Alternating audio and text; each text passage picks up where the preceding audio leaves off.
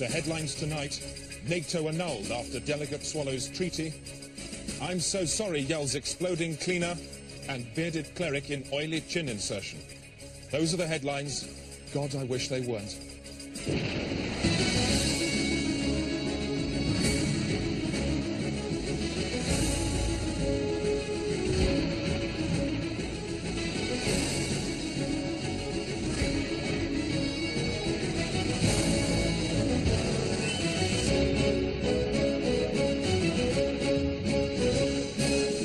Top gits tonight. News presenter sacked in attempt to sell house to David Owen. 75,000, would that be enough, do you think? And spiders will never speak, insists ambassador. I don't think so myself. I should be very surprised if they did it in public, and I should be equally surprised if they did it in private. There's growing evidence this evening that suspects held in police cells are being eaten by police. This report from Ted Moore has that story.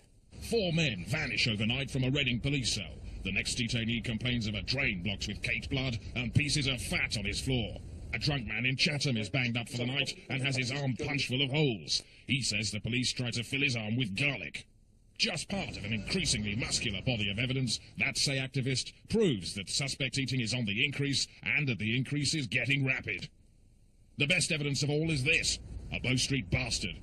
A special truncheon used for beating suspects which tears out cubes of flesh small enough to fry. Activist Håkan Petty says this is just one piece of evidence of suspect eating from a huge list in his head. It's nonsense. Unexplained disappearances from police cells have doubled in the last year. Records show suspects are regularly weighed and smeared in oil. But police say this is just standard practice for young offenders. Campaigners are calling for immediate action. Without it, they say, thousands of suspects across the country could be eaten tonight by panicking policemen.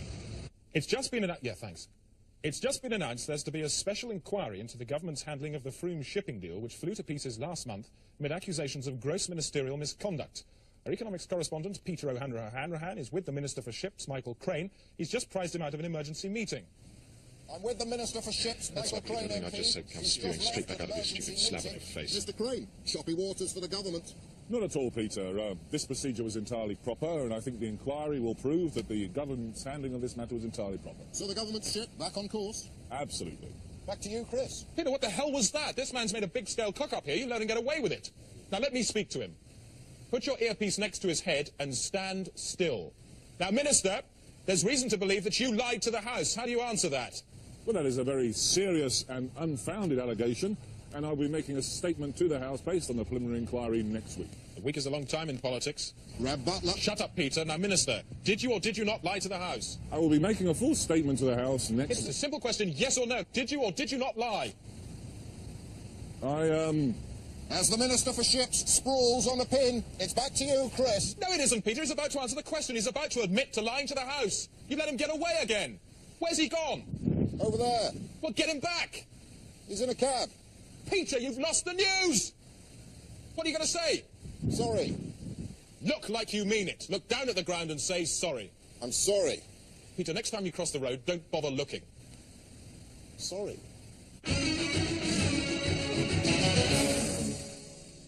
Trouble now from Valerie Sinatra in her pod a mile above the centre of Great Britain. Valerie, talk me some road. Well, you're gagging for it, Chris, so here goes. Yeah. The M4 between Reading and London is still solid. That's due to the lorry driver having shed his skin across 3 lanes, so watch out for oily patches there. The M40 southbound still slow due to that earlier large accident. Police reckon they should have finished bagging and labelling everything by about midnight. Meanwhile, mobile vehicle crushes are in operation in Cardiff on red line routes. So if you're illegally parked there, they will crush your car to the size of a Satsuma and simply hand it back to you. I love Satsumas. Well, so do I, Chris, but I don't think I'd like to drive one. Yeah, but I bet if you did, you'd do it really well. Finally, a look at the capital, which is London. Worse than ever tonight, I'm afraid. Lots of cars on Oxford Street being slowed down by their own light. So I'm afraid your fast, speedy sports car, no use to you at all tonight, Chris. Thanks so much indeed, Valerie, and I'm sure Alan will agree she certainly is one for a fast car. She certainly is. I prefer something a little bit more comfortable myself. Oh, well, with me, Alan, it's comfort and speed every time. Well, a fast car's a safe car. Of course, in the States, we drive a whole lot slower than you guys. Actually, I think statistically, slower cars are actually more dangerous. Yeah, but you can't be saying we should get rid of the speed limits. No. Now the sport with Alan Partridge. Thanks, Chris. And it's a special desk of sport this week as we look forward to all the sporting action that will take place in this year's 1994 World Cup finals in America in Alan Partridge's World Cup Countdown to 94. Goal! Yes, yes, yes, yes, yes, yes, yes, yes! That was a goal! Goal!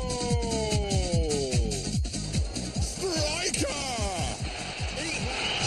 And another! Bing bang, stick it in. Thank you and good night. Twat! That was liquid football! Shit! Can you see that? He must have a foot like a traction engine. Goal! Well, it's going to be 3 weeks of non-stop action, and to help us along, and add a little bit of colour and fun to the proceedings, I've got with me a soccer meter. What's that, Alan? Well, I'll tell you, it's very simple. It's to explain the group system. Now, first of all these long arms here, these long signposts, are the venues where the matches will be played. Dallas, San Francisco, Los Angeles, and so on. If you look at me from above, you can see that these are the group. This is the group system. It's 14 groups: A, B, C, D, E, F, G, H, I, J, K, L, M, N. And there are 4 rounds. There's round 1, the red round, yellow round, blue round, red round again. That's my colour coding, not FIFA's. You won't find that with FIFA, just with me. So that's the basis of it. And as you can see, they get progressively fewer towards the centre, the ultimate goal being the World Cup. All right, let's take an example. OK, round 1 is Pasadena. Let's say it takes place in Pasadena between Chile and Paraguay, something like that. OK, and then we're through to round 2, which is, let's say it's San Francisco. We've not got much time here. San Francisco, and that goes through to Orlando. So let's take it round to Orlando there. Let's move those out of the way. Where's San Francisco? Right, just going to find San Francisco. Where is it? There it is. Right. So San Francisco have played Orlando, and then we're through to round 3, Los Angeles. It's not written. It's not written on that side. It should be, but it's blooming not. And then it's whoever went then we're through to the final of the World Cup. Who was that going to be? Goal! The proof is in the pudding, and the pudding in this case is a football. Move, eat my goal. But Coley has got football pie all over his shirt. I'm Alan Partridge, and that will be my World Cup 94. You can come too. Join me.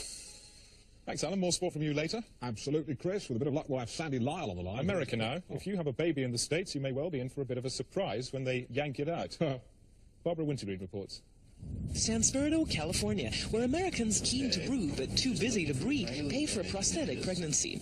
This is a natus, a plastic disc implanted inside the womb which expands to give the sensation of labor without being sentenced to children.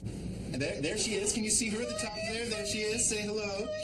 That's lovely. The cervical substitute is a Formica brainchild of Drs. Bill McVitie and Mortimer Marcus. Isn't that extraordinary? Starts out like that, it ends up like that. Within the woman's body. Absolutely. Comes out just like this. Woo. At this fallopian factory, people come for a credit card conception. The price includes labor and delivery, and there's a hefty surcharge on the discharge. Among the thousands of proxy parents forking out for this flexible fetus are Anton and Lally Sampson. We've really worked hard at, we've given him his own room, he's got his Bon Jovi posters, Sharon's the Red Sox. But divorcing Americans are causing courtroom chaos in custody battles for their beloved disc. And outside the Natus Institute, Women's League protester Taya Peachman leads a womb vigil against synthetic siring. I believe you've been smashing Nate-Eye, is that true? Yeah, we have Nate-Eye smashing by the side of the road to try and de-encouragize the women who come in here thinking that they want that thing and whom they do not. They can spend their money, but they should just remember that they're women and they have a right to live and to breathe! That's the beauty of the whole Natus thing, is that if a woman wants the pain, if she wants to scream, if she wants to bleed, she can. If, however, she just wants it to pop out like a bar of soap, then she can have that option too. So it looks like this is one reproduction line where a plastic and placenta go hand in hand. Barbara Wintergreen, CBN News at the Natus Institute, San Spirito, California. The day today, because fact into doubt won't go. And we've just heard that areas in 3 of Britain's biggest cities are being evacuated due to suspect dogs. Police believe this could be the start of a mainland campaign of dog bombs threatened by the IRA last month. This report from Eugene Fraxby has got the story with him, reports. Oxford Street in London with 3 policemen and a knotted tape barrier. A stray dog was spotted here an hour ago and everybody ran out. Police then isolated the area containing the dog and told the public to clear off. Later they located it and conducted a controlled explosion. But as the remains were being taken for laboratory tests, a second dog ran out from the crowd. It could have been a bomb. The police had no choice. It was over in seconds. A dog and 3 people dead from guns. Being old, they would have died soon anyway. But the dog, which contained no explosive at all, was shot to ribbons in its prime. By 6 o'clock this evening, a monument had been built, marking the end, perhaps, of the relationship between man and dog, which today went from this to this. The only way police can neutralize bomb dogs is to spray them with a resin coating which hardens instantly to contain any explosion. The inside of the bomb dog is obviously destroyed, but the outside stays the same shape. However, if the underside is not covered, a highly directional blast launches the animal vertically to a height of over 1,000 feet. Coming up, new explosive sus laws mean any domestic dog is now a potential hazard. And an eyewitness who was caught up in more bomb dog chaos. Shooting one policeman in particular I saw, it went, no!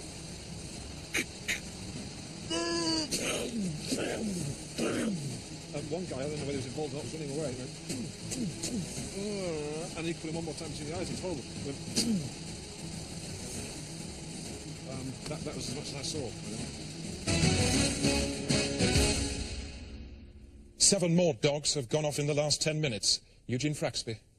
The 4 hounds exploded in central London without warning, or within yards of government buildings. The Prime Minister put on a brave face, but for many, like Tory whip Peter Goodright, the time for calm words is over. An absolute fucking disgrace. These inhuman sit-for-sale cocksuckers have no place here. In my considered opinion, they are Journalist David Mellor added little of interest. An insolent contempt for public And opinion. for Junior Health Secretary Paul Mann, words alone could not express his anger. Police are on the alert again this evening and have cordoned off a man in Piccadilly. It's believed he may have eaten a suspect dog last night and could now go off himself. Sinn Féin have so far denied they are backing the campaign. Earlier today I spoke to their deputy leader, Rory O'Connor, who under broadcasting restrictions must inhale helium to subtract credibility from his statements. So what's your initial statement? These incidents are inevitable given the position of the British government. You do support this campaign then? The IRA have been forced into this position. So you do support this campaign of violence? The IRA... Sinn Féin is a legitimate political party. Which supports terrorist action? Your tone is antagonistic and you're making me very angry. And since we conducted that interview, all sides in the conflict have had a meeting and have sorted everything out. The Day-to-Day is now available in these fine locations. The night sky over Paris. The International Hackenbacker Building in Chicago. The wall of Cheops Pyramid at Giza. And the handles of 400 million petrol pumps across the globe. The huge success of the BBC's new soap opera The Bureau has now spread to Italy. Voglio parlarne adesso, parleremo più tardi. They've got a daytime discussion show there devoted entirely to it. It's called Bello Buretti, and it stars the wagging tongues of hosts Carmena Zo and Pucazina McRae. Ma tu sei in crisi? No. Ah, siete da bravo! Ah, che grande porca!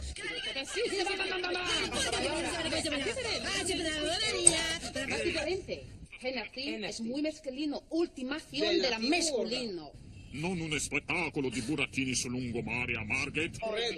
So much for the Euro Bureau. Meanwhile, back here in Britain, a nation holds its breath tonight for the 2000th edition. Puro.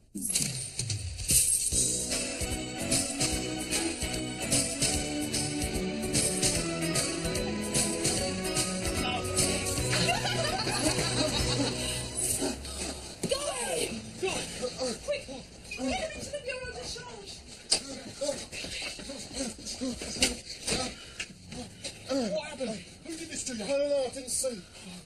I'll get these evildoers. No, Alex, violence solves nothing. Why did they do this to me? Just because I'm gay. I'm gay. I'm gay. What? It's Guy, Mr. Hennity. He's been attacked. Yeah, I know. What did you say? I said I'm gay. You're fired. What? I'm warning you, Jack Hennity. If Guy goes, we all go. Yeah? Yeah. Yeah. Go on then, walk. A lot of you walk. I've got people queuing up to work inside this Bureau de Change. Right. I'm going. Me too. I don't even work here. Yeah, go on, you go and all. But just you remember what you said. Maria! Maria! I would see myself as an individual human being needing salvation, receiving it through the work of Jesus Christ. Do you find the day-to-day comes into this at all? Well, how can it not? It is day-to-day. Every day, the day-to-day? Every day, day-to-day, yeah. For you? Yes.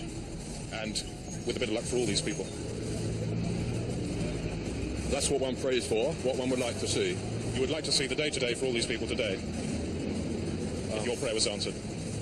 That they should each enter into an experience of personal salvation. Which would include the day-to-day? Well, how could it not? I don't know what kind of salvation you could be talking about that wouldn't include the day-to-day. Environmation from me, Rosie May. An international ban on the hunting of waves has finally been introduced. Waves have been used for centuries to pull cars in small countries, but are now facing extinction. Over 1 million specially farmed waves are to be released into the wild this winter.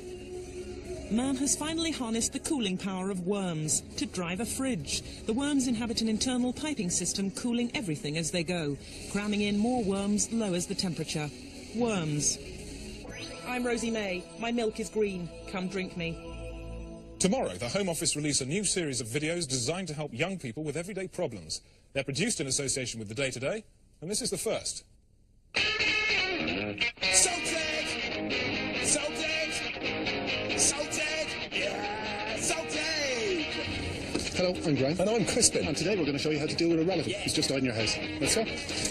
Oh, look, Dad's dead. Oh, bugger. Hello, Dad. Are you dead? Right then, what you'll need is some vinegar, an oven glove, 2 ping pong balls, fresh, guts, some butcher's grass, super glue, some bungee, a salad spinner, and a chisel. 1 chili chicken on the back of the fresh blade. First, embalm it.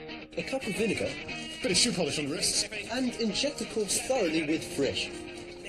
Now he's ready for a coffin. But don't forget, wash your hands.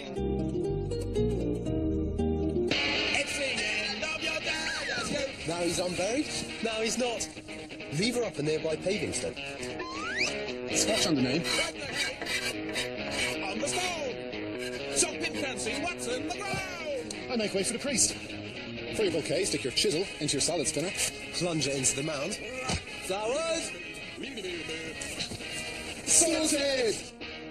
Unless, of course, you're a Muslim.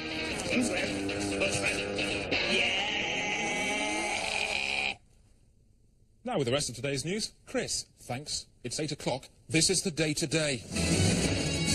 The main stories so far, the Libyan leader Colonel Gaddafi has plunged southern Europe into crisis by kidnapping Crete and towing it to a secret location off the Libyan coast. Crowds in Tripoli welcomed the news, a delighted Gaddafi waving like a girl. Libyan tugs stole Crete at 2 o'clock this morning. At first, the natives, aided by strong winds, were able to haul it halfway back. But then they lost grip, the island was towed to the North African coast and hidden under water. The Lincolnshire village of Fladney is tonight recovering from a gravity quake, during which the Earth's pull was reversed for 7 minutes, sending everything not secured onto the ground over a mile into the air. The quake struck at 4:30 this afternoon. These pictures were taken by Paul Cork, who had his Polaroid with him when he fell up into the roof of a shed. This man survived by clinging onto a boot scraper. Others were not so lucky. I was playing football with my cousin, just in the garden there, and he jumped up to catch the ball and just kept going. His cousin later rained back onto the ground along with 4,000 other villagers. The American space shuttle Endeavour 4 sets off tonight on its special stunt mission. Once in orbit, it will hurtle towards a NASA space ramp, fly off the end and leap over a line of 12 other shuttles. It will then return to Earth tomorrow afternoon at 3:30. It's time now for our resident humorist, Brant, the physical cartoonist from the Daily Telegraph, to bloody the noses of the great and good. Mr. B, make us smile about the bad things in the world. This week, I've been looking east, where Chris Patton, like King Kong, has made a monkey of himself over Hong Kong.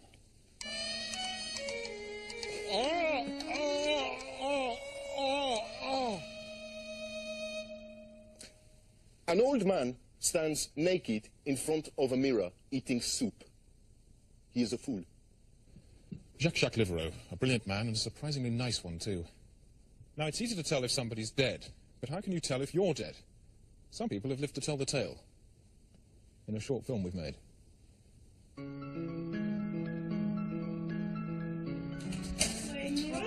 Lucy Turner-Warwick is a boxing trainer in High Wycombe.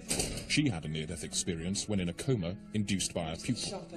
I learnt later that I had actually died. My heart stopped for, I don't know, a few seconds. I could see a tunnel, and at the end of that tunnel, a very, very bright light. I was aware of a figure standing at the end where the light was. She led me into an open-plan office, and at the back there was this little separate office, and she beckoned towards it, and on the door it said God. And there was a man, very nice, friendly man, in a suit, grey hair, and I sat down and we chatted a bit. He was very jokey and jolly, and I remember he had a little sign behind his head that said, it was one of those, you know, you don't have to be mad to work here, but it helps, or something. So I thought, well, he's obviously got a sense of humour. Anyway, we talked, and then he pointed to another man in a suit with a beard and said, that's my son. And I looked back at God, and he laughed and said, it's a family firm, you know. And it was very, very friendly, but very boring. I'm afraid all of these people that talk of these out-of-body experiences are basically congenital lies.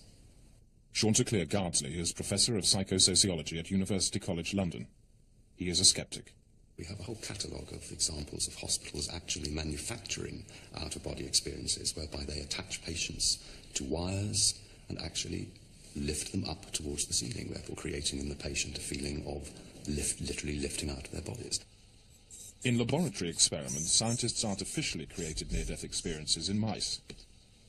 They fired hungry mice against a wall with a specially calibrated gun. Food was placed on a shelf above the comatose mice. If they had a soul, it would leave the mouse's body, float upwards, and eat. The results showed that afterwards, the mice felt as if they had just eaten. More proof was provided by the out-of-body experience of Leslie Sarfrat. I could actually see myself coming out of my mouth as vomit, but it wasn't just as vomit, it was like as vomit in a dress, and then I woke up and I was a woman. I went into my experience as a man, but left it as a woman. Something definitely happened, but I don't know what. So how do you explain the case of Keith Phillips, who returned from his out-of-body experience as a woman? He didn't. But we filmed it, and there's an awful lot of evidence to show that that's the case. No, there isn't. Do you believe in God? Oh, yes. And I liked him. I like him. I love him, but I don't want to go and work for him. Not yet. An optimist sees half a pint of milk. He says, it is half full. A pessimist sees half a pint of milk. He says, it is half empty. I see half a pint of milk. I say, it is sour. No time for anything but the weather. A lot of snow around. Pretty grim out there, isn't it, Sylvester? Yes, Chris, most of Britain will be waking up tomorrow to a carpet of white dung. Thanks, mate. And that's it. No time left for the headlines. That's the day today. 9 o'clock BBC 2 tomorrow night. We'll start again. Until then, thanks very much for watching. Just remains for me to wish you a very good night. Join us again tomorrow night for a full resume of the day's events, the sport, the business, the weather, and the very latest changes in the world of politics. Same time, 9 o'clock tomorrow evening on BBC 2. That's the day today, giving you abreast of the very latest changes in local, national and international news. Prepared to break the flow of the programme if necessary to accommodate physical and unflown events. Often live packaged by field reporters on the hoof. Those who know that news is paramount and only the most recently hatched news aid is any translated.